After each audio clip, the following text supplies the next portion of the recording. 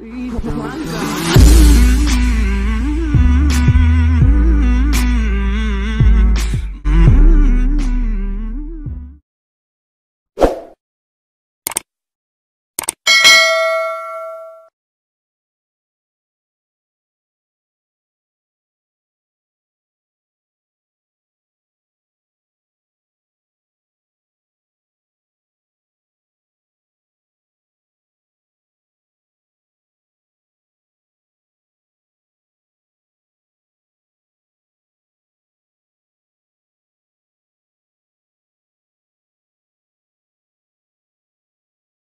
Secara konkret, kita akan mencoba membahas itu, apakah Isa Al-Masih atau Yesus Kristus itu tokoh yang sama atau berbeda, pendekatannya dengan dua perspektif yang tentu saja harus dibawa ke meja akademik. Kita mulai dari pembahasan kebahasaan atau linguistik. Nama Isa Al-Masih ini bukan sesuatu yang asing dalam tradisi Timur Tengah. Basisnya bahasa Arab. Sebelum munculnya Quran, nama ini sudah populer dalam tradisi Suryani yang kita kenal dengan teks Peshitta. Teks Peshitta itu adalah teks yang ditulis dalam bahasa khas Timur Tengah berdasarkan lisan Nabi Isa alaihissalam.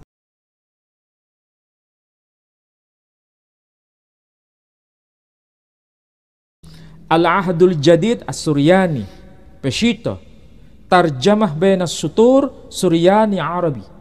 Jadi ini kitab perjanjian baru versi teks Peshitta, ada terjemahan bahasa Arabnya, ada versi bahasa Suryaninya.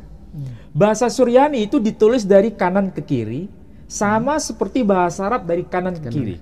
Dan tulisannya mirip, Pak Edi. Tulisannya mirip, saya tunjukkan ya, supaya nanti lebih gampang. Nah, ini disebut misalnya Injil Matta, ya, Injil Matta. Tulisan Suryani itu yang bagian atas, Pak Edi. Nah, ini tulisan Suryani. Yang bawah ini bahasa Arabnya. Nah, ini terjemahan kata per kata. Ini kalau dibaca tertulis ketaba diliduteh Aisod Mesiho Bre David Bre de Abraham. Saya ulangi lagi. Ketaba diliduteh Aiso Mesiho Bre de David Bre de Abraham. Disebut kalau ya, kita lihat di sini namanya adalah Aiso Mesiho.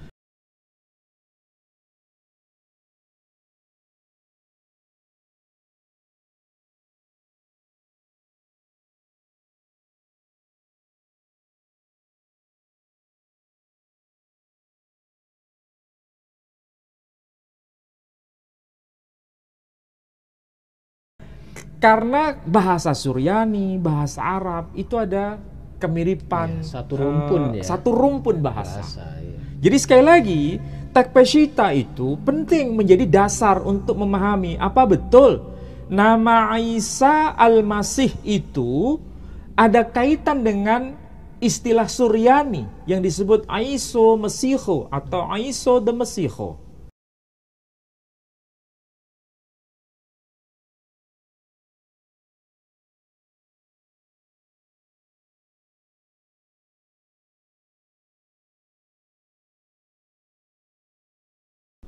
Dan secara dialek tidak ada beda. Terus kemudian tiba-tiba berganti menjadi Yesus itu gimana caranya itu ya? Karena itu muncul dalam versi bahasa Yunani. Sedangkan kita tahu beliau itu orang Yunani atau orang ya, Timur Tengah? Iya, Timur Tengah. Orang Timur Tengah. Khasnya dari kalangan Yahudi. Tapi beliau bertutur dalam bahasa Suryani. Jadi kalau beliau dikenal namanya dengan nama Aiso de Mesiho, sedangkan dalam bahasa Arab menjadi Isa Al-Masih, berarti ini merujuk pada tokoh yang sama.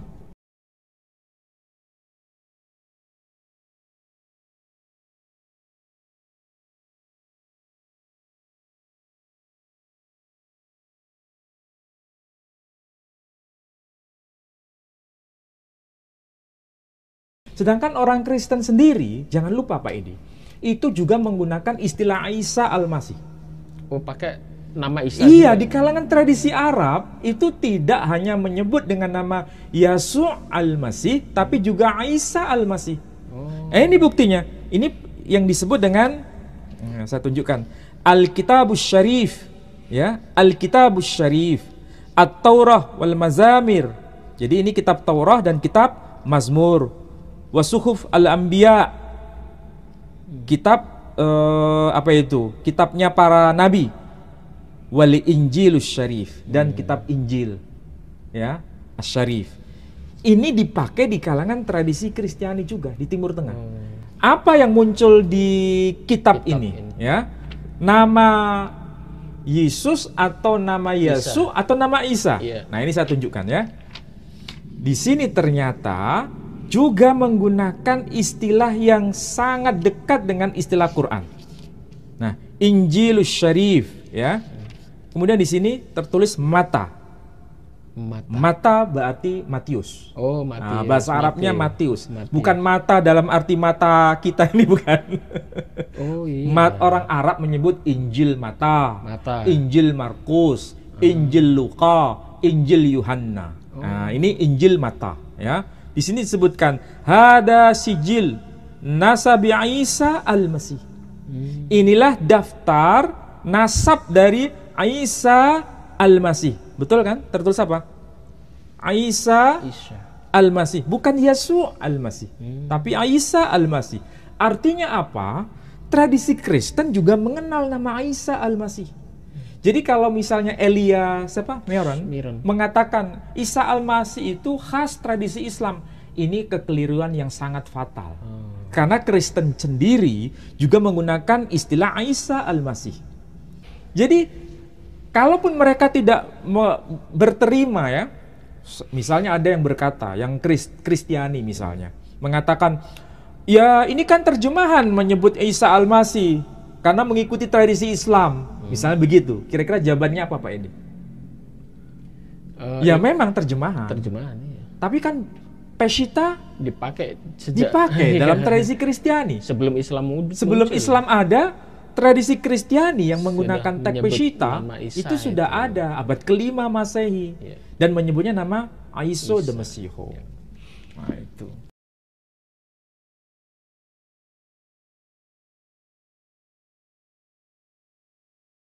Di antara tradisi Kristiani itu ada dua pandangan ekstrim.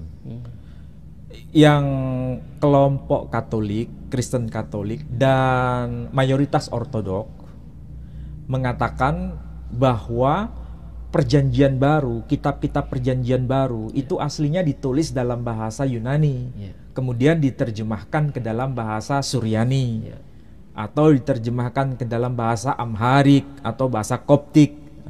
Jadi yang asli yang mana? Bahasa Yunani. Nah, menurut Katolik atau Ortodok Yunani. Tapi bagi penganut Ortodok Assyria yang dikenal dengan sebutan Kristen Nestorian, mereka mengklaim sebaliknya. Yang asli itu bukan bahasa Yunani, tapi bahasa Suryani. Mana lebih dulu akhirnya nanti tanya. Sehingga di antara dua kubu yang saling berseteru ini sampai sekarang tidak bisa duduk bersama. Karena yang satu mengklaim yang asli Yunani, yang satu mengklaim yang asli adalah Suryani. Itu kan sebetulnya bisa dilacak dari lebih dulu mana gitu, atau manuskripnya masih ada itu? Ya, memang di antara kedua kelompok ini tidak bisa dipertemukan karena sama-sama mengklaim yang lebih asli. Itu bukan saya mengatakan Pak Edi. Ini adalah perdebatan di kampus, di kampus teologis, baik versi Kristen Nestorian maupun versi Kristen yang lain. Perdebatan ini tidak selesai sehingga kesepakatan di antara dua kubu yang saling berseteru, memang mereka sepakat Yesus bicara dalam bahasa Suryani.